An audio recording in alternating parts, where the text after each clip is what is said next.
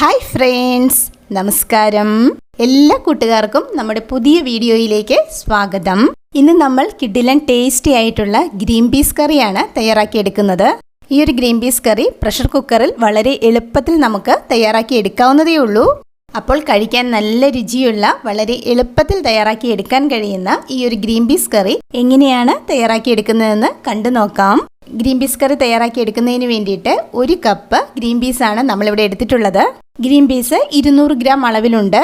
തലേന്ന് രാത്രി തന്നെ നല്ലതുപോലെ കഴുകി വെള്ളത്തിൽ കുതിർത്തിയെടുത്തിട്ടുള്ള ഗ്രീൻ പീസാണിത്. അപ്പോൾ നമുക്ക് കറി തയ്യാറാക്കി തുടങ്ങാം. ഈ ഒരു പ്രഷർ കുക്കറിലേക്ക് 2 ടേബിൾ സ്പൂണോളം വെളിച്ചെണ്ണ ഒഴിച്ചു കൊടുക്കുന്നുണ്ട്. നാടൻ കറികൾ തയ്യാറാക്കി എടുക്കുമ്പോൾ വെളിച്ചെണ്ണ എടുക്കുന്നതായിരിക്കും നല്ലത്. വെളിച്ചെണ്ണ ഇപ്പോൾ ചൂടായി വന്നിട്ടുണ്ട്.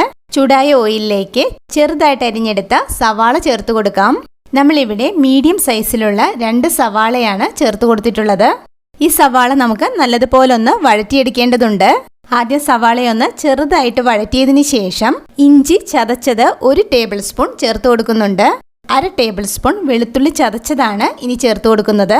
നമ്മുടെ എരിവിന് ആവശ്യത്തിന് വേണ്ട പച്ചമുളക് ചേർത്ത് കൊടുക്കാം. നമ്മളിവിടെ 2 പച്ചമുളകാണ് അരിഞ്ഞ് ചേർത്ത് കൊടുത്തിട്ടുള്ളത്. ഇനി അല്പം കറിവേപ്പില ആഡ് ചെയ്ത് കൊടുക്കുന്നുണ്ട്. കറിവേപ്പിലയും കൂടി ആഡ് ചെയ്തതിന് ശേഷം നമുക്കിതെല്ലാം കൂടി നല്ലതുപോലെ വഴറ്റിയെടുക്കണം. സവാള എളുപ്പത്തിൽ വഴറ്റി കിട്ടുന്നതിന് വേണ്ടിയിട്ട് അല്പം ഉപ്പും കൂടി ചേർത്ത് കൊടുത്തിട്ട് വഴറ്റിയെടുക്കാം. സവാള നല്ലൊരു ഗോൾഡൻ കളർ ആവുന്നത് വരെ വഴറ്റിയെടുക്കണം. ഇഞ്ചിയുടെയും വെളുത്തുള്ളിയുടെയും ആ ഒരു പച്ച ടേസ്റ്റൊക്കെ മാറി വരണം. അതുവരെ നമുക്ക് ഗ്യാസ് ഒരു മീഡിയം ഫ്ലെയിമിൽ വഴറ്റിയെടുക്കണം. ഇപ്പോൾ സവാള ഗോൾഡൻ കളറായി വന്നിട്ടുണ്ട്. ഇഞ്ചിയുടെയും വെളുത്തുള്ളിയുടെയും ആ ഒരു പച്ച ടേസ്റ്റൊക്കെ മാറി വന്നിട്ടുണ്ട്. ഇത്രയും ആയിക്കഴിഞ്ഞാൽ ഇനി ഇതിലേക്ക് ചെറുതായിട്ട് അരിഞ്ഞെടുത്ത തക്കാളിയാണ് ചേർത്ത് കൊടുക്കുന്നത്. നല്ലതുപോലെ പഴുത്ത 2 ചെറിയ തക്കാളിയാണ് നമ്മളിവിടെ ചേർത്ത് കൊടുത്തിട്ടുള്ളത്. വലിയ തക്കാളിയാണ് ചേർത്ത് കൊടുക്കുന്നതെങ്കിൽ 1 തക്കാളി ചേർത്ത് കൊടുത്താൽ മതിയാകും. തക്കാളി ചേർത്ത് കൊടുത്ത് നല്ലതുപോലെ വഴറ്റിയെടുക്കണം. തക്കാളി വെന്ത് ഉടഞ്ഞു വരുന്ന ആ ഒരു പാകം വരെ നമ്മളിത് വഴറ്റിയെടുക്കണം. തക്കാളി എളുപ്പത്തിൽ കുക്കായി കിട്ടുന്നതിന് വേണ്ടിയിട്ട് നമുക്കിത് അടച്ചു വെച്ചിട്ട് കുക്ക് ചെയ്തെടുക്കാവുന്നതാണ്. ഇപ്പോൾ തക്കാളി നല്ലതുപോലെ വെന്ത് ഉടഞ്ഞു വന്നിട്ടുണ്ട്. ഈ ഒരു പാകം ആയിക്കഴിഞ്ഞാൽ ഇനി ഇതിലേക്ക് മസാലപ്പൊടികൾ ഓരോന്നും ചേർത്ത് കൊടുക്കണം. മല്ലിപ്പൊടി 1 ടേബിൾ സ്പൂൺ ആഡ് ചെയ്ത് കൊടുക്കുന്നുണ്ട്. നമ്മുടെ എരിവിന് ആവശ്യത്തിന് വേണ്ട മുളക് പൊടി ചേർത്ത് കൊടുക്കാം. 1 ടീസ്പൂൺ കാശ്മീരി ചില്ലി പൗഡറാണ് നമ്മളിവിടെ ചേർത്ത് കൊടുത്തിട്ടുള്ളത്. 1/4 ടീസ്പൂൺ മഞ്ഞൾപ്പൊടി ആഡ് ചെയ്ത് കൊടുക്കുന്നുണ്ട്.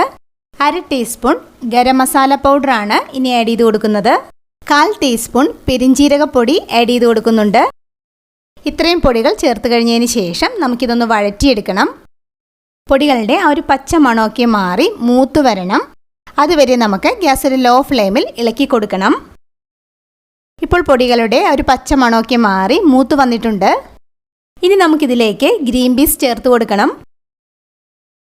ഗ്രീൻ പീസ് ചേർത്തതിന് ശേഷം ഇതെല്ലാം കൂടി ഇളക്കി യോജിപ്പിച്ചതിന് ശേഷം നമുക്കിത് കുക്ക് ചെയ്തെടുക്കണം.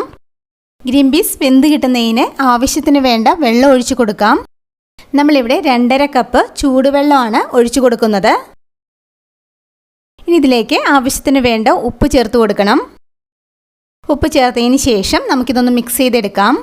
വീഡിയോ കണ്ടുകൊണ്ടിരിക്കുന്ന സമയത്ത് ഇഷ്ടപ്പെടുകയാണെങ്കിൽ മറക്കാതെ നമ്മുടെ ചാനൽ സബ്സ്ക്രൈബ് ചെയ്ത് സപ്പോർട്ട് ചെയ്യണേ. ഇപ്പോൾ ഇവിടെ ഇത് തിളച്ചു തുടങ്ങിയിട്ടുണ്ട്.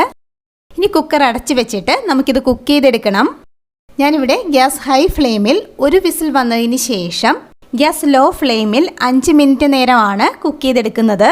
നമ്മളെടുക്കുന്ന ഗ്രീൻ പീസും അതുപോലെ തന്നെ ഉപയോഗിക്കുന്ന കുക്കർ അനുസരിച്ചിട്ടും കുക്കിംഗ് ടൈമിൽ വ്യത്യാസം വരാം.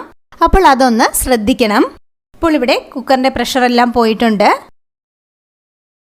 ഇപ്പോൾ നമുക്കിവിടെ പാകത്തിന് ഗ്രീൻ പീസ് കുക്കായി വന്നിട്ടുണ്ട്. ഗ്രീൻ പീസ് കൂടുതലായിട്ട് വെന്ത് ഉടഞ്ഞു പോകരുത്.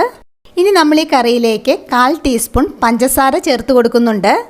പഞ്ചസാര ഇഷ്ടമുണ്ടെങ്കിൽ മാത്രം ചേർത്ത് കൊടുത്താൽ മതി. പഞ്ചസാര ചേർത്ത് കൊടുക്കുമ്പോൾ ഗ്രീൻ പീസ് കറിക്ക് നല്ലൊരു ടേസ്റ്റ് ആയിരിക്കും. ഫൈനലി നമ്മളിതിലേക്ക് മല്ലിയില അരിഞ്ഞതും കൂടി ചേർത്ത് കൊടുക്കുന്നുണ്ട്. ഇനി നമുക്ക് ഈ കറി തിളപ്പിക്കേണ്ട ആവശ്യമില്ല. പഞ്ചസാരയും മല്ലിയിലയും ചേർത്ത് കൊടുത്ത് ജസ്റ്റ് ഒന്ന് ചൂടായി വരുമ്പോഴേക്കും നമുക്ക് ഗ്യാസ് ഓഫ് ചെയ്യാം. ഗ്രേവി കൂടുതൽ ലൂസായിട്ടാണ് ഇരിക്കുന്നതെങ്കിൽ ഒന്നും കൂടി തിളപ്പിച്ച് നമുക്ക് ആവശ്യത്തിന് വേണ്ട കൺസിസ്റ്റൻസിയിൽ റെഡിയാക്കി എടുത്താൽ മതിയാകും. നമുക്കിവിടെ ഗ്രേവി കറക്റ്റ് പാകത്തിനാണുള്ളത്. നമ്മളിവിടെ ഗ്രീൻ പീസ് കറി ഈ ഒരു പാകത്തിനാണ് റെഡിയാക്കി എടുത്തിട്ടുള്ളത്. ഈ ഒരു ഗ്രീൻ പീസ് കറി ചപ്പാത്തി, അപ്പം, ഇടിയപ്പം, ദോശ എല്ലാത്തിൻ്റെയും കൂടെ നല്ലൊരു കോമ്പിനേഷനാണ്. എല്ലാവരും ഈ ഗ്രീൻ പീസ് കറി ഇതുപോലെ തയ്യാറാക്കി നോക്കണം. ഉറപ്പായിട്ടും എല്ലാവർക്കും ഇഷ്ടമാകും.